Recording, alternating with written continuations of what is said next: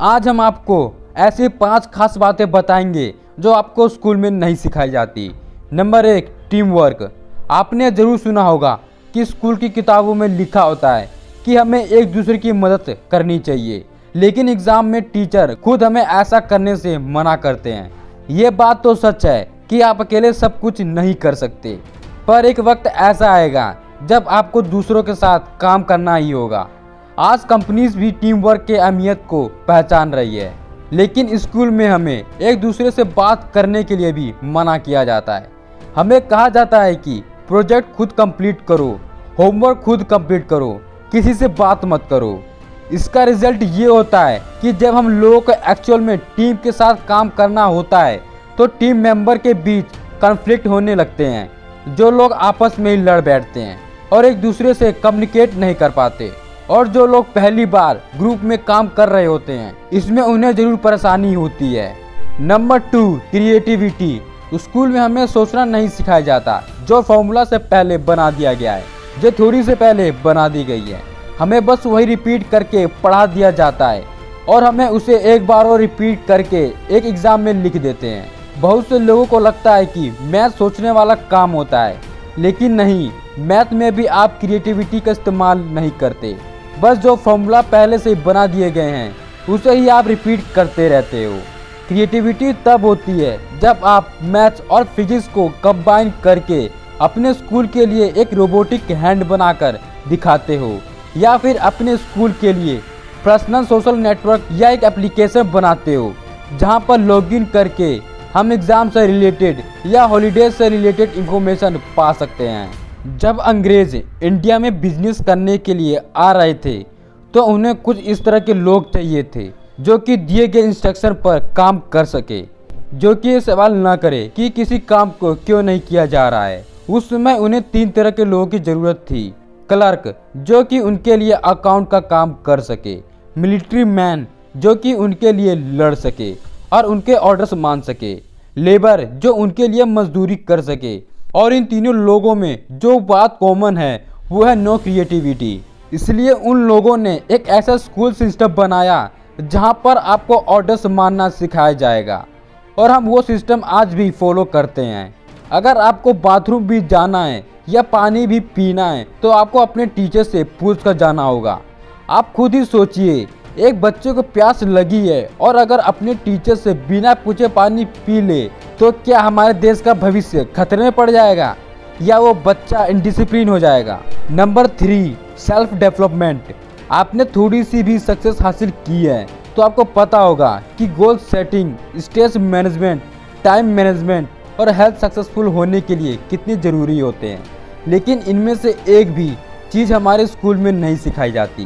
दुनिया की जितनी भी सेल्फ डेवलपमेंट बुक्स हैं, अगर आप उन्हें पढ़ने बैठोगे तो उन सभी में से आपको इन 4 में से 3 टॉपिक्स आराम से मिल जाएंगे, और इन किताबों को लिखने वाले लोग बहुत ज़्यादा सक्सेसफुल हैं। स्कूल में आपको ये बताया जाएगा कि time and tide wait for none, लेकिन आपको यह नहीं बताया जाएगा कि किस तरह से टाइम को मैनेज किया जाए।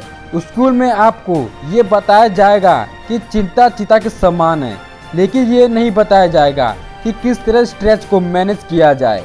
मेडिटेशन के ऊपर ना जाने कितनी बुक्स लिखी गई हैं, जहाँ भी स्ट्रेस मैनेजमेंट की बात आती है लगभग 80% इसका सॉल्यूशन मेडिटेशन और माइंडफुलनेस को ही बताया जाता है, लेकिन स्कूल में इसके बारे में हमें ज़्यादा एडुकेट नहीं किया जाता। स्ट्रेस एक ऐसी चीज़ है जिसे एक 10 साल का बच्चा भी वाकिफ़ है।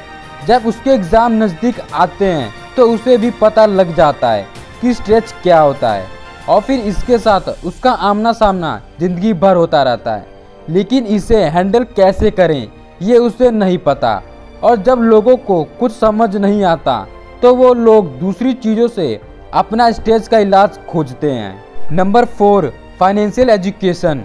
शायद हमारे एजुकेशन सिस्टम की सबसे बड़ी कमी है कि बच्चों को पैसे के बारे में न पढ़ाना। एक बच्चा जब कॉलेज से निकलता है तो ऑलमोस्ट हर कोई उससे उम्मीद रखता है कि वो पैसे कमाए, लेकिन पैसे के बारे में उसे कुछ पता नहीं होता। एक हाई स्कूल पास बच्चों को बैंक का फॉर्म भी भरना नहीं आता, चेक लिखना नहीं आता, डेबिट और क्रेडिट कार्ड में अंतर नहीं पता होता है, उसे पता नहीं है कि टैक्स रूल्स क्या हैं, बहुत से लोग कहते हैं कि पैसा ज़रूरी नहीं होता। अगर ऐसा होता है तो आप अपने सारे पैसे चाइल्ड केयर एनजीओज़ को डोनेट कर सकते हैं। और जो लोग मानते हैं कि पैसा ज़रूरी है, उन्हें इस बात का एहसास हो गया होगा कि हमें इन्वेस्टिंग के बारे में कुछ नहीं पढ़ाया गया। हम में से बहुत से लोगों ने स्कूल के दिनों में फाइनेंशियल इंडिपेंडेंस का नाम भी नहीं सुना। हम लोग ज़िंदगी भर पैसे के लिए काम करते हैं, उसे रिटायरमेंट के लिए बचा कर रखते हैं, लेकिन 20 साल पढ़ाई करना और फिर 40 साल तक हर तरह के शौक को दबा कर रखना ताकि आप रिटायरमेंट की प्लानिंग कर सको, और फिर ज़िंदगी के आखिरी दिनों में उन पैसों से दुनिया घूमने की प्लानिंग करना जब आपके पास उतनी एनर्जी नहीं बची हो। क्या आपको ये ज़िंदगी लगती है? एक होता है सांस लेना और एक होता है हवा अंदर बाहर खींचना। इस तरह की ज़िंदगी में आप सांस नहीं लेते बल्कि हवा अंदर बाहर खींचते हो, सिर्फ इसलिए क्योंकि आपको पैसे के बारे में जानकारी नहीं है। Number 5, communication skill. हमने पहले पॉइंट में देखा है कि किस तरह से स्कूल आपको एक दूसरे से बात करने से भी मना करते हैं, लेकिन ज़िंदगी में सक्सेसफुल होने के लिए आपको कम्युनिकेशन स्किल सीखना ही होगा।